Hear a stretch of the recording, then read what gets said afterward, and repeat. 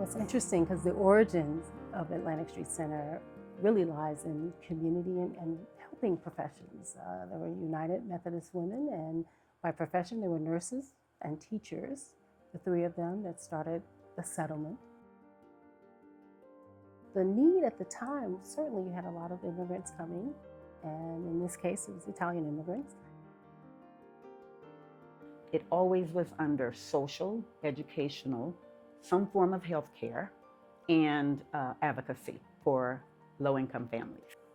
During the era of the influenza and tuberculosis period, the nurse and the volunteer physician made home visits. With the COVID-19 pandemic, it being the second pandemic of Atlantic Street Center, I've seen some of the very same parallels or some of the same needs in families, that there was the uncertainty of needing basic resources or supports, health, mental health support.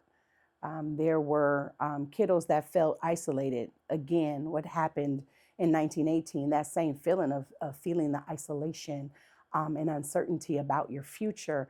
2020 and 2021 was detrimental for my life, my school, my friends, my peers, all of it. I know I came out with at least one certain relationship that I still have to this day. And with her help and her motivation, I re-enrolled for Atlantic Street. I mean, I came here and people, I was like, how are you guys doing services? We can't, we're wearing masks, we're social distancing. It's like, oh no, we already bought everyone computers. We're helping folks get internet so that they can do their lessons online. And we're moving to telehealth for our behavioral health. I was like, okay, so what do you need from me? And Atlantic Street Center, then and now, we're still the anchor to support families, to reduce the isolation.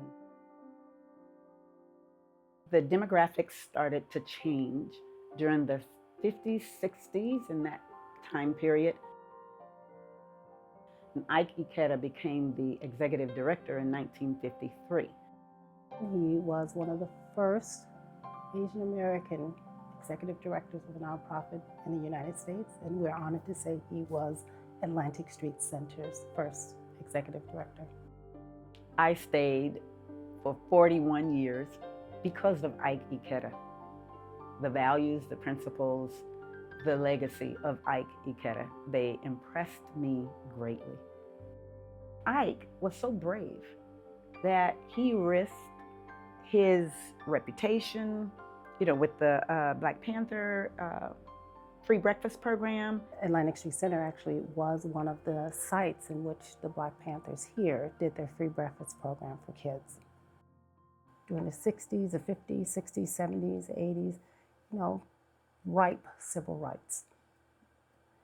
And we're at a point right now where I think we all can say, oh my God, I thought we progressed in so many ways, and now we've regressed. And okay, then that means we need our old partners, but we need the new ones, whether they're other agencies and provider organizations, whether they are elected officials, no matter what side of the aisle they're on.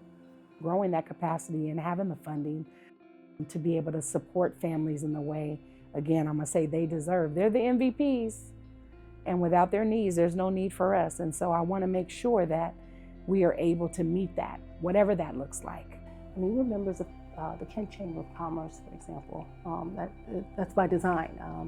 We get access to elected officials who represent that region, whether they're in King County or in Pierce County. We maintain many other provider association memberships as well, so that we're in community with community leaders, business leaders.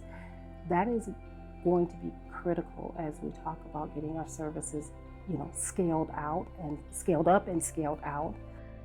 I want to work here when I'm older. I want kids to enroll here when I'm older. I want to be 50, 60, 70 years old and telling the youth, hey, have you heard about Atlantic Street Center? I knew in second grade when I got my first therapist that I would be that therapist.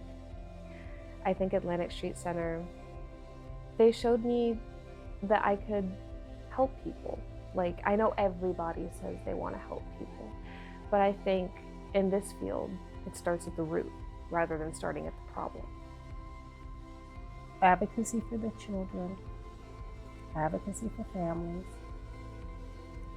and advocacy and partnership is where we're headed.